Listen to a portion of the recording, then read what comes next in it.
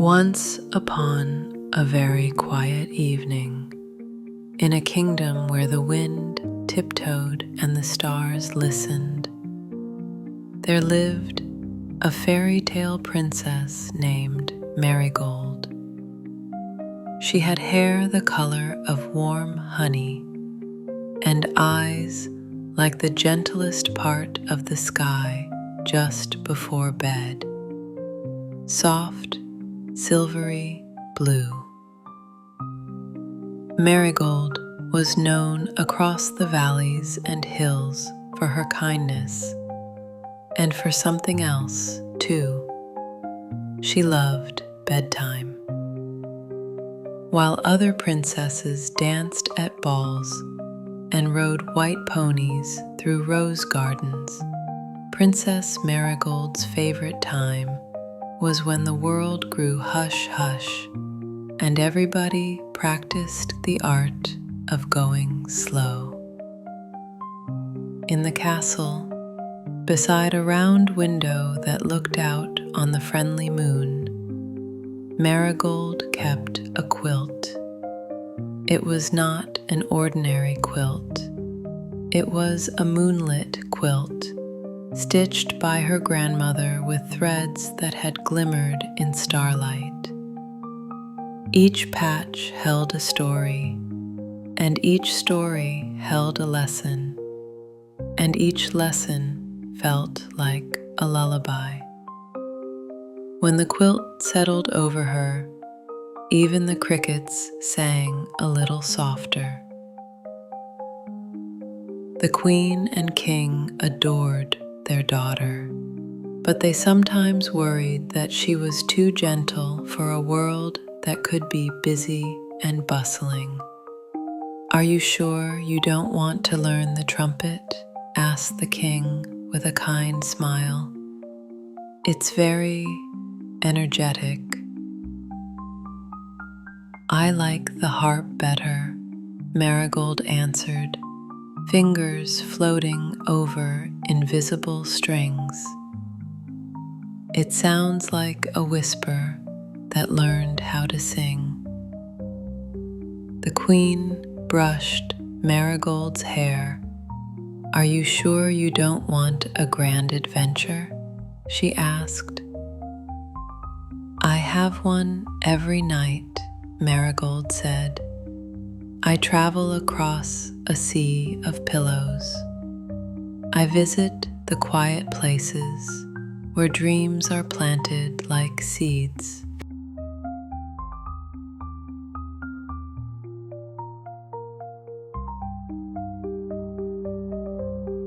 The king and queen laughed. They loved that their daughter's heart held a whole sky inside. On the evening our story begins, a soft silver bowl of a moon rose, bright and calm. The kingdom's bedtime bells chimed once, then again, each ring a little slower, as if even bells understood the rule of night, slow and soft and safe. "Tonight," said the queen, leaning in to kiss Marigold's forehead, "I think the Moonlit Quilt has a new patch for you. You'll know it when you find it." "How will I find it?" asked Maragold, drawing the quilt to her chin. "By listening," said the queen. "Listening deeply is a lantern that never runs out of light." "Listen," echoed Maragold. She liked the shape of the word, round and kind. The nursemaids doused the lanterns. The castle yawed a gentle wooden yawn, and the night patted in on quiet paws. Maragold lay still, so still that the room began to notice her stillness and joined her. Curtains resting, chairs content, the harp asleep beside the wall. She placed one hand over her heart and felt it knock, knock, knock. A tiny visitor reminding her she was never alone. Then she listened. At first, she heard the usual bedtime orchestra. The owls were counting stars. The river swished like a paintbrush. And far away, a dog was telling a last soft story to the moon. But then, beneath those gentle sounds, Maragold heard something else, something thin and trembly, like a thread tugged very carefully.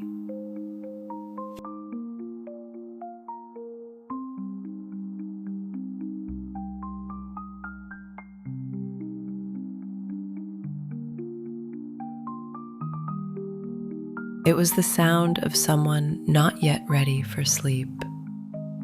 "Whoever you are," whispered Maragold, "I'm listening." The sound pinged again, a whisper of worry.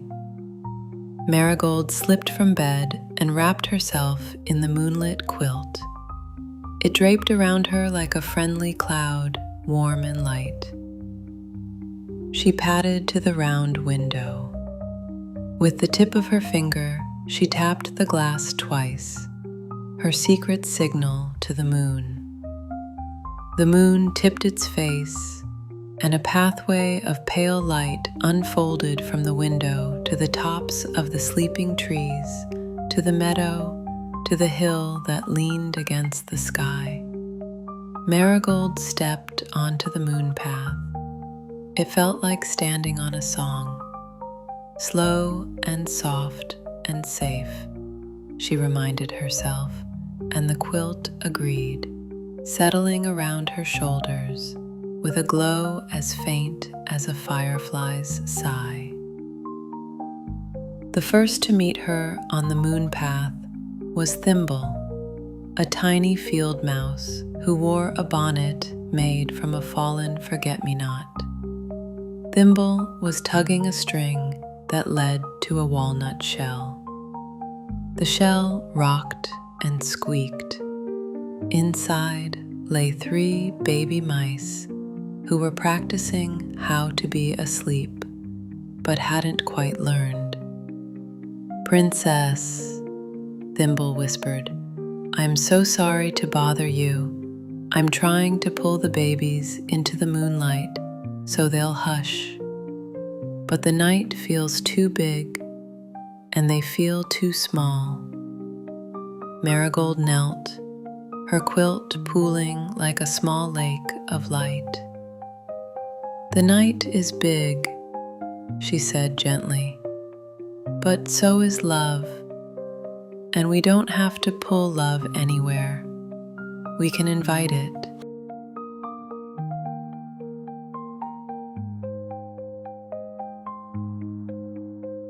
She looked at the babies, whose whiskers quivered like little tuning forks.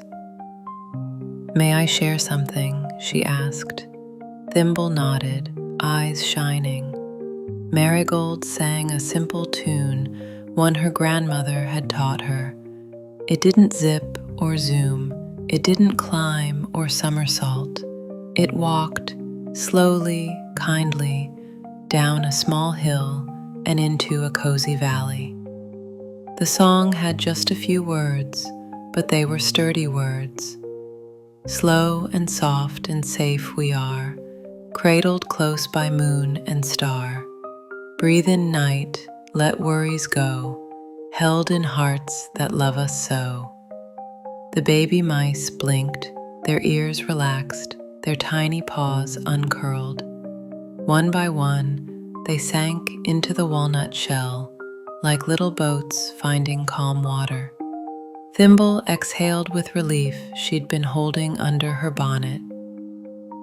"I tried to rush," she confessed, because I was afraid, but your song, it moves like a feather. Feathers know how to land, said Marigold. They don't hurry, they trust the air. A breeze passed, carrying a secret. It tugged Marigold's quilt, and she felt that thin, trembly thread again. Somewhere, someone else needed the night to be softer. Come, said Thimble, I'll show you a shortcut. But Marigold shook her head with a smile. Let's not hurry. Let's walk the quiet way. Sometimes the slowest path is the one that arrives with the gentlest feet. They walked together until the meadow opened before them like a yawn of grass. Dew caught moonlight and kept it just for a moment before giving it back. There, at the meadow's edge, sat a small dragon, no bigger than a teapot, whose scales shone like the inside of a seashell. The dragon's name was Fennel. Fennel had accidentally learned how to hiccup little puffs of steam when he was nervous. He was nervous now. Plumes rose like shy clouds from his nostrils. I can't sleep, Fennel murmured, wrapping his tail around his toes. I'm worried about tomorrow. I promised to carry a basket of dandelion fluff to the lake for the tadpoles. What if I drop it? What if the fluff flies away? What if I sneeze? What if, said Maragold softly, everything goes right? Fennel blinked. But what if it doesn't? Then we'll try again, said Maragold. Kindness allows try-agains. Fennel watched the dew. I don't want to disappoint anyone. You won't, said Maragold. Do you know why? Fennel shook his head. Because you'll carry the basket as carefully as you can, Maragold said. And if the wind plays a trick, you'll laugh a little and hold it closer. If the fluff flutters, you'll pause and listen. The lake will wait. The tadpoles will wait. The world is patient with patient hearts.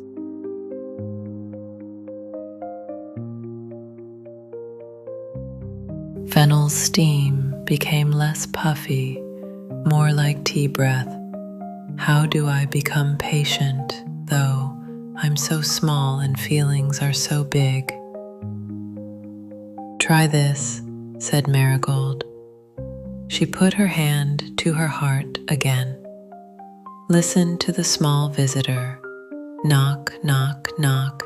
It has a rhythm. If we listen to the rhythm of our hearts, we can match our steps to it. Then feelings begin to walk instead of gallop. Fennel placed his paw to his chest, surprised.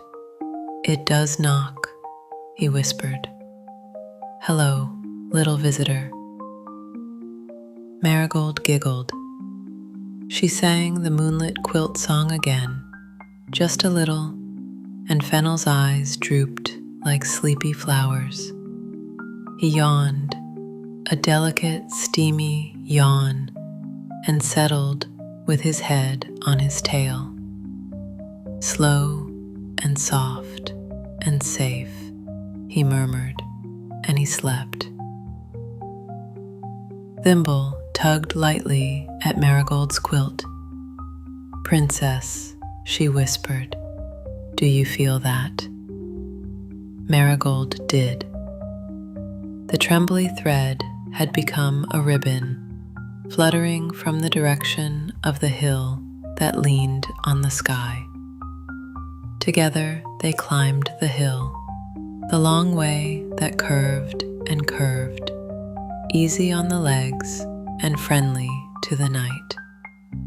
As they went, others joined them, a hedgehog rolling his worries smooth, a moth with moon dust on her wings, a pair of rabbits who liked to count their steps because numbers made tidy pathways in their minds. Every so often, the procession paused, not because they were tired, but because pausing is one of the secrets of going on.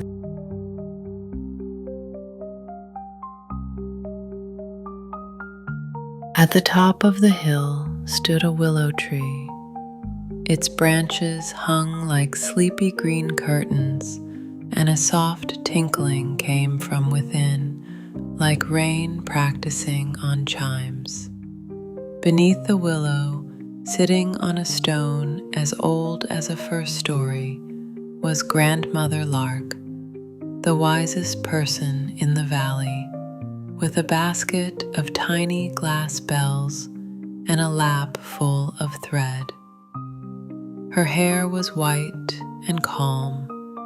Her hands moved the way ours do when they're happy, unhurried, trustworthy. "Grandmother," said Maragold, smiling sweetly. We heard a tremble. We followed it here.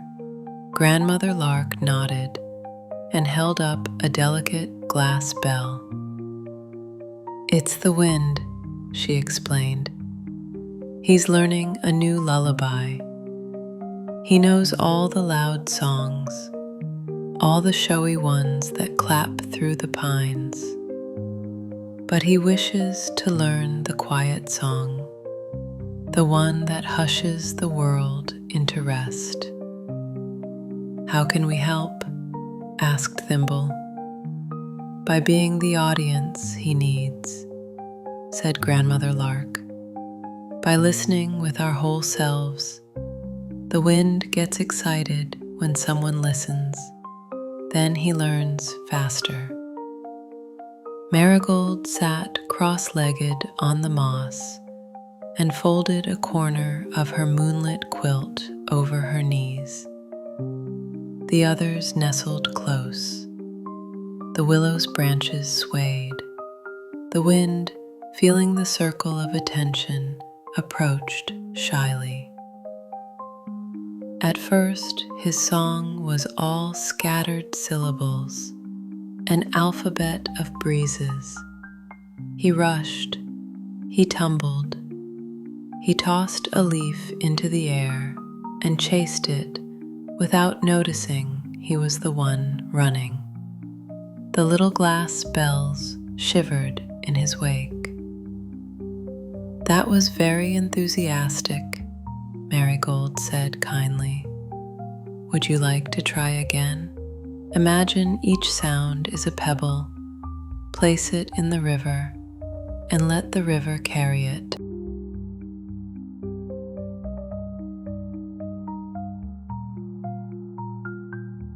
The wind tried once more. This time his voice was longer, like a ribbon unrolling on the air. The bells sang little silver notes that made even the willow remember old naps. "Better?" said Grandmother Lark, threading a bell onto a branch. "What is the lesson your song wants to teach, wind?" The wind thought. A breeze is another kind of thought, fast and quiet. Then he understood. He sang, "Find the hush inside the breath. Let the day lay down and rest. If you listen, you will hear. All you love is always near."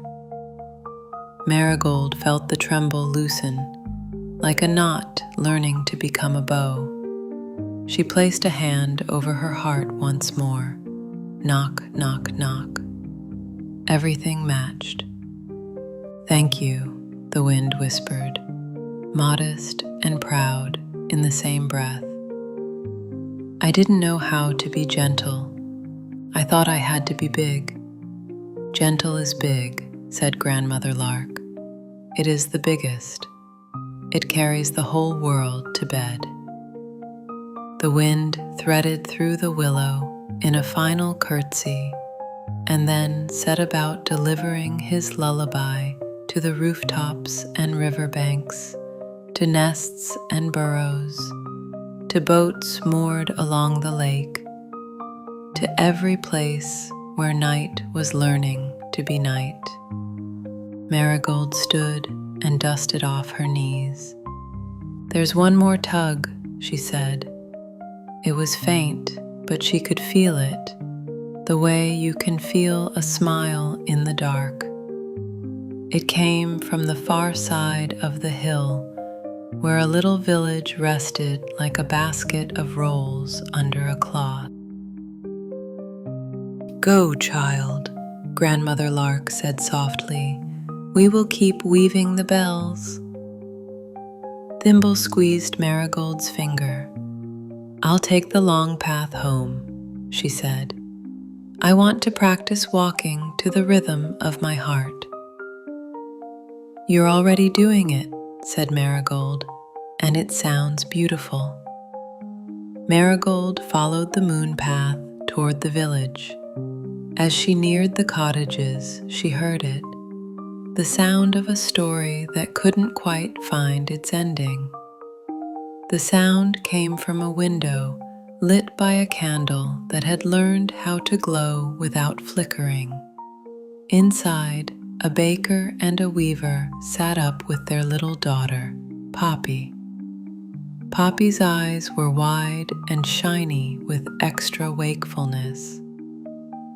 "We've tried warm milk," the baker was saying, wearing an apron dusted with kindness and flour. "We've tried counting buns. We've tried the quiet game," said the weaver, who had woven every blanket in the village, each one with a special stripe that meant you are loved. But the quiet game feels lonely to Poppy tonight. Poppy was hugging a stuffed fox whose tail had been hugged into a squiggle. "My mind is full of pictures," she explained as Maragold stepped softly into the room. "They won't sit still long enough for me to sleep." "May I visit a while?" asked Maragold, bowing to the baker and the weaver. "I brought the moon with me."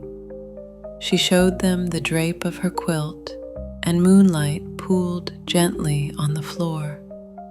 "Please," said Poppy's parents, their shoulders softening as if someone had kissed them there.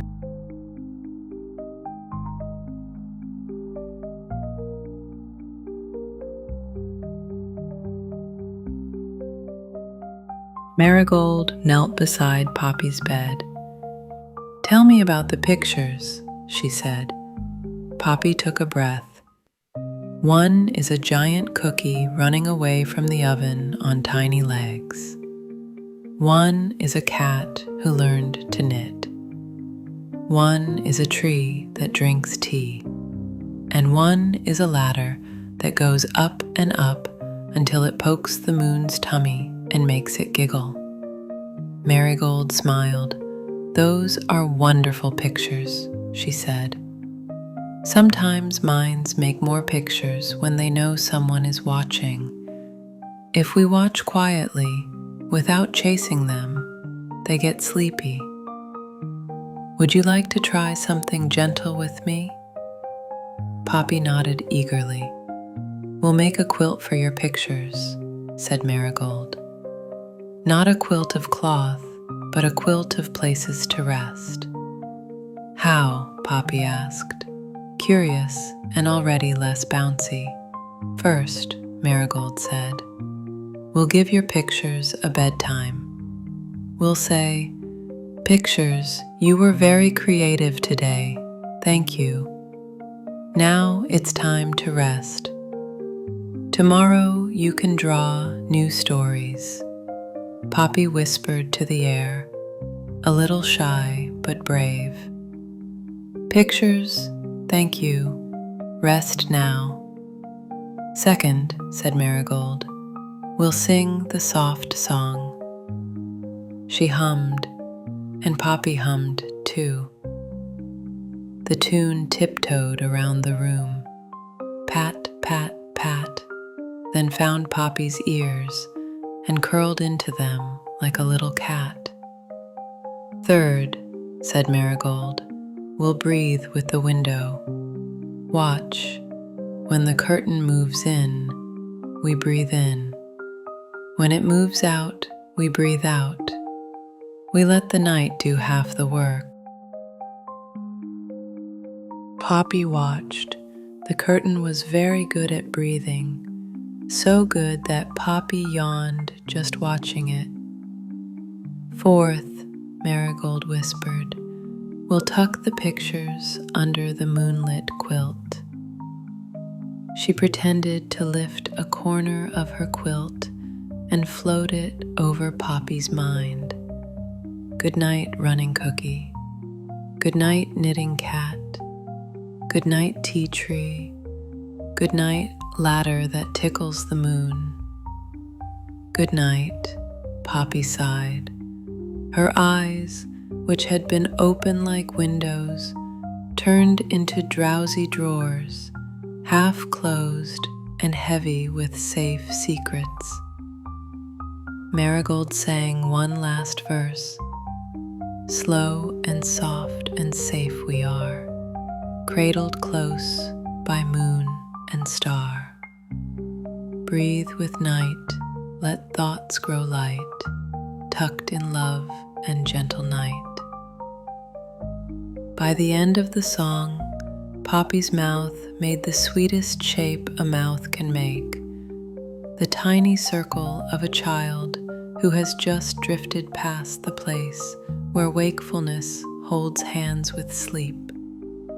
The stuffed fox's tail unsquiggled in relief. The baker and weaver mouthed thank you with eyes that glimmered like icing.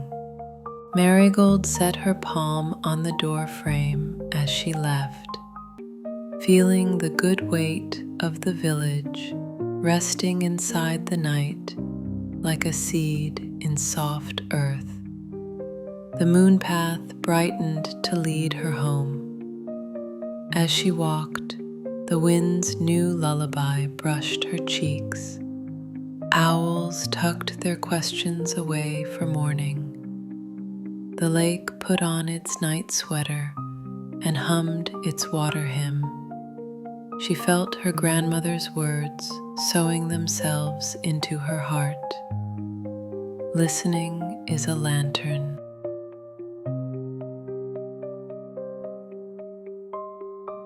When Maragold reached the castle, the stones remembered her footsteps and glowed a shade warmer. She climbed the stair that curved like a shell. In her room, the harp seemed to say, "Welcome home." Though harps do this so quietly, you must be very sleepy to hear it. She hung the moonlit quilt out the round window for a moment to let it sip the last friendly sip of moonlight. It came back brighter at the edges. Then she spread it across her bed, smooth as good intentions. "Did you find your new patch?" asked the queen softly from the doorway. The king stood beside her, his crown in his hands, because crowns also rest at night. "I did," said Maragold. "It's not sewn on yet, but I can feel it. It's a patch called listening. It looks like a quiet ear and a patient heart, and when you touch it, it plays the wind's lullaby." The queen smiled, and the king's eyes grew shiny in the way that means your love has spilled a little, and you don't mind at all. "What did you learn?" the queen asked. Marigold tucked her hands under her cheek, as if beginning already to practice sleep. I learned that gentle is big, she said. I learned that slow is not the same as late. I learned that if you breathe with the night breathes with you. I learned that even the wind needs someone to listen when he is trying something new. The king nodded, placing his crown on a cushion. These are lessons some people don't learn until they are old and their feet have told 1,000 roads. You learned in one night because you were ready. Maragold yawned, a perfect yawn that made a tiny sound like the soft closing of a book well read. I was not alone, she said.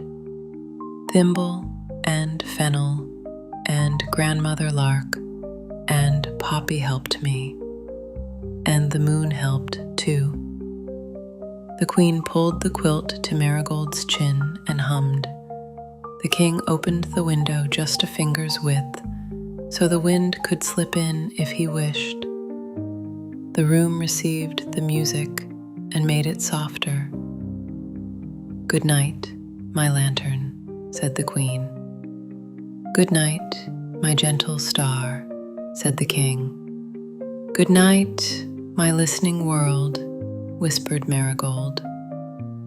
The moon rested on the sill like a round guardian. The curtains breathed with the window. The harp held its strings like lines of silver light waiting to become morning's first song. Maragold closed her eyes,